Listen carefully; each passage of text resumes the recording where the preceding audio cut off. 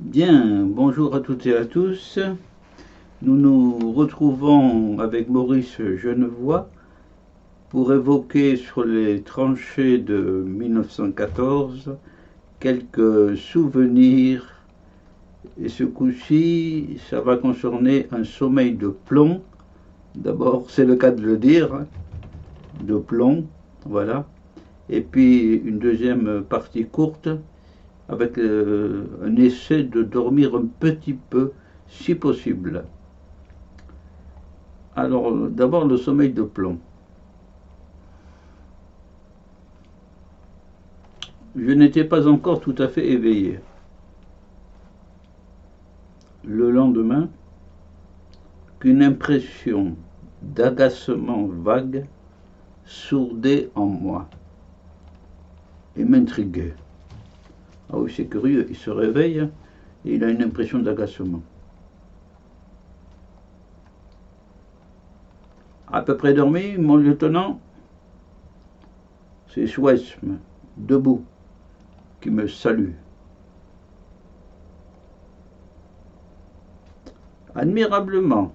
Et vous? Tout de même, oui, à part le boucan. Le boucan? Ben, ces balles qui tapaient dans les murs. Pas entendu. Ni celles qui ont enfilé le couloir. Non plus. Ni les marmites qui... Rien, je vous dis. Rien, rien. Alors bravo, mon lieutenant. Moi, à un moment, je me suis même levé. Toutes ces balles crépitaient si dur que je finissais par me sentir impressionné. Voilà. Les deux derniers propos, si ça se trouve, c'est de Chouesme, sans doute, oui. Donc il fallait que je prenne un ton un peu plus grave. Parce que lui, il avait été réveillé, il s'était levé. Il avait été impressionné même. Voilà. Voilà, ce passage se trouve dans la boue, car la boue, il y en avait beaucoup. C'est une subdivision du livre de Maurice Genevoix. Alors maintenant quelque chose de court, dormir un peu. Dans le numéro un là, Maurice Genevoix a très bien dormi. Là, dans le deuxième cas, ça va être difficile. Mon immense fatigue.